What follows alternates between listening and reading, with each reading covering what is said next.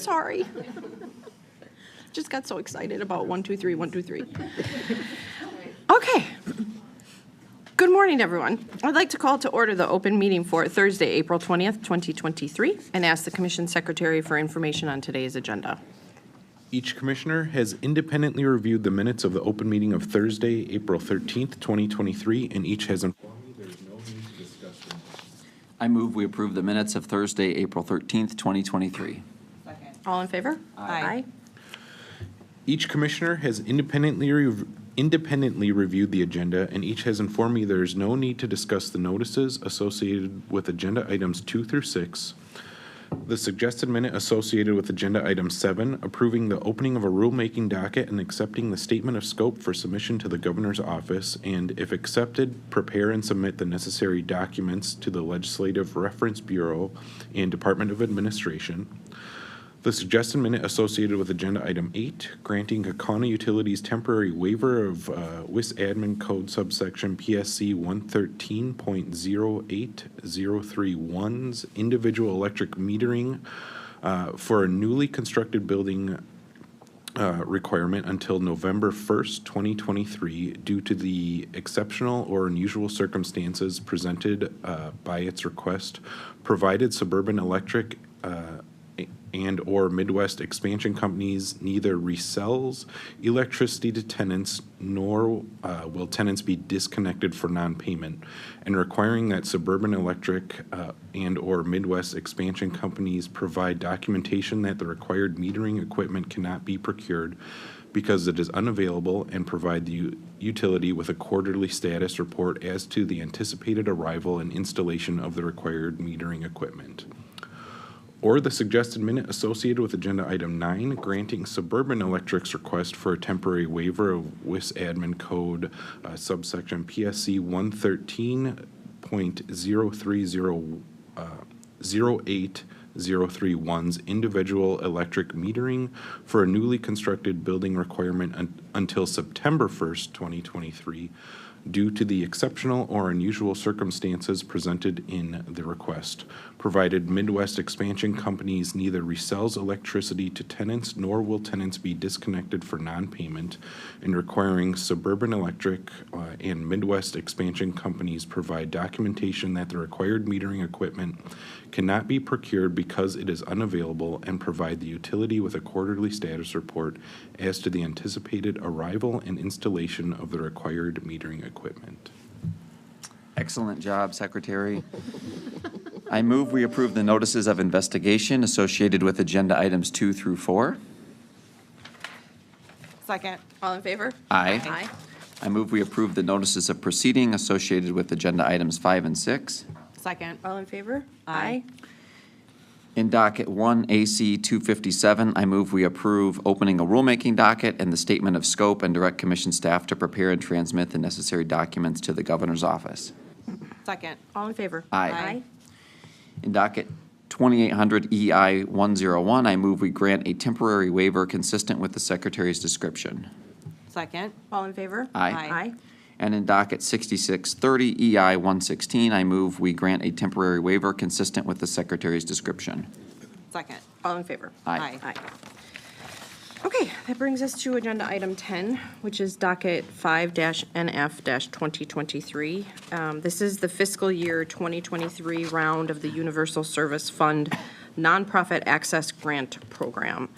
All applicants were required to submit an application using the Commission's new online grant system.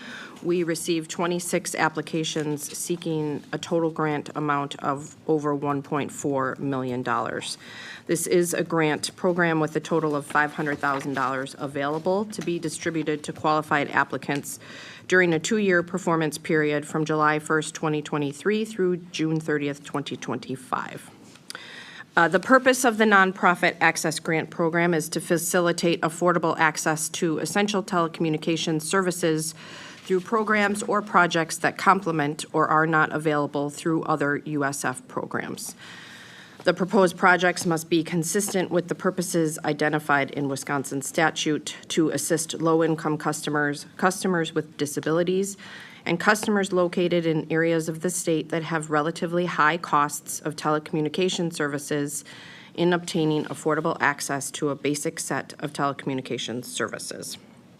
Application instructions were provided in the nonprofit grant application packet, as well as via a webinar hosted by commission staff. There was extensive outreach done by our commission staff to ensure that potential applicants knew of the associated deadlines and knew of the statutory requirements. Once the applications were received, a screening panel consisting of 2 commission staff members and 1 Universal Service Fund council member met to look and evaluate the applications. After they independently evaluate the applications, that panel then met in late March to discuss the applications and to make funding recommendations for us as summarized in our memo. The applications that we received in this grant round represent a wide range of approaches which broadly address the need for access to telecommunications services. There is a question about eligibility in front of us today. So the panel performed an initial screening of the 26 applications, and 1 application did not meet the eligibility guidelines as identified in our memo. And what that is the statute is very specific about the match and the amount that any applicant can request of us. And so the grant proposals cannot be for any more than 75% of the total costs. Now, there was an error that was made, and it was to the tune of $4.31. So there was an application from the Boys and Girls Club of the Wausau area, and it was below the required match by $4.31. Now, the panel goes ahead and they evaluate these proposals regardless of eligibility, and then the eligibility questions come to us for our decision. And so, consistent with the position that I take anytime this happens, you know, the law is the law and the rules are the rules. And I don't believe that we should substitute our judgment for what's clearly in the law. It was also made clear in the application process. So to me, it doesn't matter if the calculation was off by $4 or $400,000, because that's not for us to decide. For us to say $4 is de minimis is us then being arbitrary. And those rules are in place for a reason. So unfortunately, I'm at alternative 2, and I would find that that particular entity is ineligible for funding. Commissioner Huebner? I can join you there too, Chair. It's a little different in this particular case, where in the past we've had some that were recommended, and then what we've gone ahead and done in the memo kind of described, you know, basically that we would just reduce their award amount to meet their match. And so I was kind of coming in at that spot where if we were going to award them, now in this particular case, they're below the recommendations. Obviously, we'll talk about that next. But where I was going to be is if we were going to award them, I would just follow that practice that we had used to reduce it. So that's kind of where I was coming in. I don't know, Commissioner Strand, if you have thoughts. I agree with Chairperson Bach. I think it's a per se, and they didn't meet it. And it's unfortunate because it does seem like such an insignificant dollar amount. But if we start being arbitrary here, I think that could be a slippery slope. So I'm comfortable with alternative 2 as well.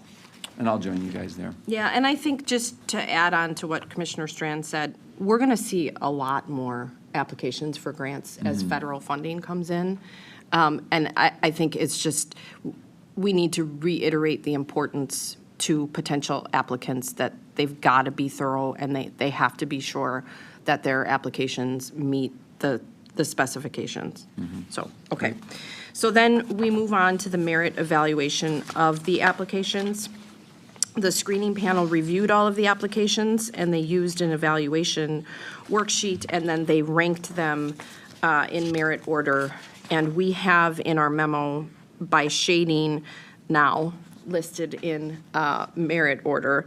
And it comes to a total of less than the $500,000. It actually comes to $493,615.63, the applications that were recommended for us to fund. And then as you go through the remaining applications, the dollar amount is rather high. And so there was a proposal that perhaps if we wanted to award that remaining $6,384.37, that we could go to the next in line. I think that we run a risk. It's a pretty big project. They requested $65,000. And so I think to turn around and give them $6,000, the risk is relatively high that they're just not going to be able to make it work and they won't move forward. So I don't feel strongly that we have to hit $500,000 on the nose. I'm comfortable at alternative 2, where I would award the grants to the recommended applicants in Table 2 of our memo, and that would be awarding of the $493,615.63. Commissioner Huebner. Yeah, I came in at the same spot, to be at alternative 2 for the same reason you mentioned, that the next one on the list, while it's also a good project, didn't score this highly, but it's just so large compared to what the remaining funds are that a partial award is not going to really contribute much to that project. Right. So I will join you at alt 2. Okay. Commissioner Strand. I'm in the same place. Okay. All right. Okay, so in docket 5 NF 2023, I move that we approve the 2023 nonprofit access grants consistent with our discussion. Second. All in favor? Aye. Aye. Okay, our final item on the agenda for today is agenda item 11, which is docket 9816-CE-100, and Commissioner Huebner is going to lead the discussion. Thank you, Chair Bach. In front of us in docket 9816 CE 100 is an application from Saratoga Solar LLC, a subsidiary of Savion LLC, which has proposed a 150.5 megawatt AC solar photovoltaic generating facility to be located on approximately 825 acres in Wood County. In addition, the applicant proposes to build an approximately 50 megawatt AC battery energy storage system next to the project's 2 operation and maintenance buildings and substation. A 500-foot overhead tie line would connect the project to the existing electric grid. There was only one intervener in the case, and that was Renew Wisconsin. We held public hearings virtually on January 4th, and we held a party hearing virtually on January 6th of this year. We received public comments during the development of our environmental assessment, and then again between November 22nd of last year and January 6th. We received 100 written public comments about the project, and also 3 individuals participated in the public hearing. So we had really good public participation in this one. The specific application in front of us today is for a merchant generating plant. So under the CPCN statute, many requirements apply, but items related to need and economic factors are not part of our decision today. For this proposal, our job is to consider whether the design and location is in the public interest, considering alternative locations, individual hardships, safety, reliability, and environmental factors. And a key issue is also whether the proposed facility will not unreasonably interfere with orderly land use and development plans for the area involved. I will be supporting the application today. I find the project to meet the statutory requirements and be in the public interest. Our state's energy priorities requirements for new electric generation have solar energy among the second highest priority in the list. The project will reduce the state's need to import fuels and pay money to other states. The project doesn't have any air or water pollution after construction. And in addition, there will be benefits for the local and state economy with approximately $600,000 annually provided to the local governments hosting the project. As I mentioned, there's widespread public support for this project from the public comments, and I want to commend the developer for what appears to have been a comprehensive public engagement and education and question answering process that led to that public support we saw from citizens, economic development agencies, and former government officials, among many others.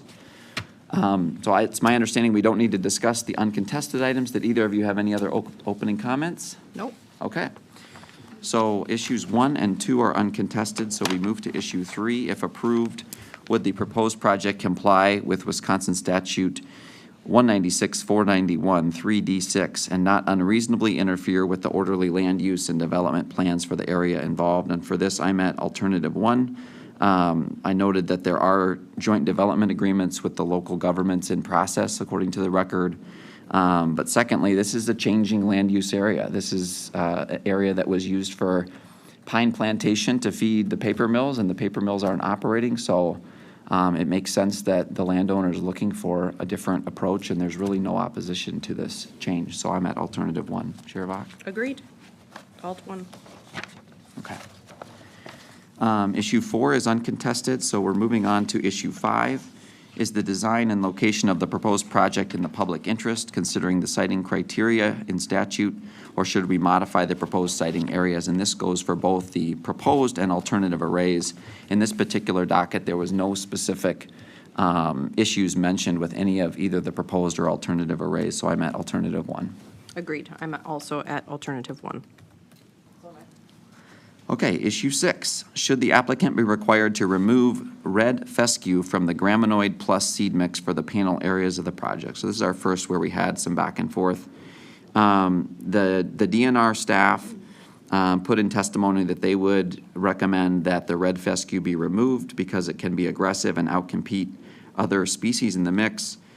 Saratoga Solar would support reducing some of the red fescue and replacing it with Pennsylvania sedge.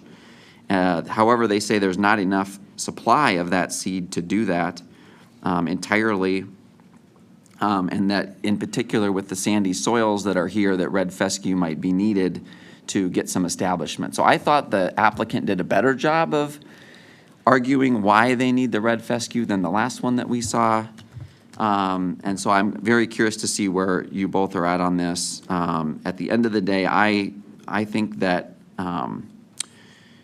I would land at alternative 1, but I'm open to being at alternative 2. So alternative 1 would have them remove red fescue. It wouldn't require the Pennsylvania sedge. It would just require them to come up with some other seeds to replace it. So I think on balance, using the expertise of DNR staff and our staff, I would be at alt 1. But It's just fascinating to me, the things that we learn about. And well, I'm Googling pictures of these things. Things that I never thought I'd say out loud. I was researching red fescue yesterday. Yes. so, as you said, Commissioner Hebner, this is the first time that we've heard, oh, maybe I'm changing my mind. Thunderstorm. Thunder hit. This is the first time that we've heard back about a potential positive impact of maintaining the red fescue, right? Yep. And it's to help minimize erosion during winter construction. So your comments mirror almost exactly what my thought process was. And so I did ask, is that a legitimate reason to allow that red fescue to remain in the seed mix? And just based on conversations, I'm comfortable at alternative 1 where I would require them to not use any of it. Okay. So I'm with you at alt 1. I'm not quite there yet. I Yeah. think the potential negative impacts of the native species being overcome outweigh the potential for it to help in winter erosion. So I'm at alt 1. Okay. I'm there as well, from my research and from the DNR and our staff's information that they provided to me. It sounds like red fescue is aggressive and invasive, and I think if we can avoid that, we should. Yep. So I'm there too as well. Okay. And I think what we did in the last one too is as this continues to go on, if there's just more data and information, continue to work with staff. Right. This is obviously months away from a seed being planted, so Yep. there is some time if that needs to be worked out with staff. Okay. So issue 7 is what standard conditions included in electric construction orders shall be attached to construction of the proposed project to meet the requirements of commission approval. There was broad support for every single one of these except for 7C. So again, recognition to staff for doing a great job over the dockets we've seen of compiling these and getting the language correct and in. And thank the applicant for supporting the language that's written here. So 7C is related to the noise study. And I'm not going to agree with the applicant on that. I'm going to go with all of the conditions, including the noise study. In particular, they described that they didn't think that they needed a noise study, and I'd like to see record evidence of that. And so as we get more of these done and the noise studies completed, perhaps there will be a case made. But the other side of it is each project is its own. And I know this particular one does not have a lot of nearby landowners and homeowners, but I continue to think at this stage it's important until we have more data. So I'm at alternative 1 with all of the conditions. I agree, and as it relates, not just to the noise study requirement, but requirements in general, we don't attach these to our orders because we think it's interesting or because we're curious. We attach these conditions to our orders because we think it's important to ensure a successful project. And if we get data back that demonstrates that changes need to be made, then that's how we go about making those changes. So it not only, in my mind, it not only protects the public, the surrounding public for these project areas, but it protects the developer because now there's data to show here are the noise measurements. And it informs our decision-making going forward. And I think, as you said, Commissioner Huebner, at this point in time, it still is a relatively new technology, at least the application here in Wisconsin, and I continue to think that it's important information to have. So I'm also at Alt 1 with all of the proposed conditions. I wholeheartedly agree with Commissioner Huebner and Chair Bach's comments, so Okay. there as well, thank you. Okay, issue 8A. Is the following project-specific condition pertaining to the battery energy storage system reasonable to impose? And this is written that the applicant shall construct, maintain, and operate the best facilities to follow the best industry safety practices for ensuring battery fire safety. They did a nice job in the record describing what that means for them and the specific standards they're going to follow. So I'm at alternative 1 on this. Agreed. Alternative 1. Me too. Okay, issue 8B, another condition related to BESS, and this is shall the applicant shall provide the results of all MISO DPP definitive planning phase studies and facilities related to interconnection queue positions for both the solar and the battery, and I'm at alternative 1. I am as well. Me too. Okay, issue 8C is another condition for approval, and this is related to the final detailed engineering plans being provided to commission once the specific equipment for the solar and the battery have been identified. We saw this in the last one too, Chair, and I continue to be at alternative 1 on this in that if our staff identifies a safety issue, then there is the option to bring this back to the commission. I think there's been a really good working relationship between developers and staff, but at the end of the day, if staff sees something that is just different and they're not sure, we need, to me, that capability to bring it back and make sure that it's in the public interest. So I'm at alternative 1. I agree. Agreed. Okay. Issue 8D is, it's related to labor. Okay, so this was a comment from this was from the public comments from the Engineers, Construction Business Group, and North Central States Regional Council of Carpenters related to publicly reporting to the commission on a quarterly basis the efforts of the applicant and its construction contractors to recruit Wisconsin residents to fill employment opportunities created by the construction of the project. As I've been in the past, I'm at alternative 1. I continue to think this is in the public interest to know what this information is, particularly because the commenter has provided a study and the results were listed in the comment here talking about the additional benefits to the state related to in-state workers. This is an opportunity for employment and economic growth in the state of Wisconsin, so I think it's important. I'm at alt 1. I agree, and I'll just continue to say that when we receive applications that tout the economic benefits and the job creation as benefits of the project, then I 100% agree that this type of a reporting requirement is reasonable and necessary. So I'm also at alternative 1. Okay. I am as well. I think it's extremely important for us to have this information available to us, and I don't think it's overburdensome at all. So Yeah. strongly support alternative 1. Okay. Okay, issue 9 is uncontested. or 9A, I should say, and 9B is, will the proposed project have undue adverse effects, impacts on other environmental values? I'm at alternative 1, that no, according to the record we have in front of us, it will not have undue adverse impacts. I agree, alternative 1. Agreed. All right, so that's issue 10 is our final issue, and because we did attach conditions, I'm at alternative 2 with the conditions we described. Agreed, alt 2. Agreed. All right, so I'll make a motion then. In docket 9816 CE 100, I move we approve the application of Saratoga Solar LLC with conditions consistent with our discussion. Second. All in favor? Aye. Okay, that concludes our official business for today. The next open meeting is scheduled for Thursday, April 27th, 2023 at 10:30 a.m. I move we stand adjourned till April 27th. Second.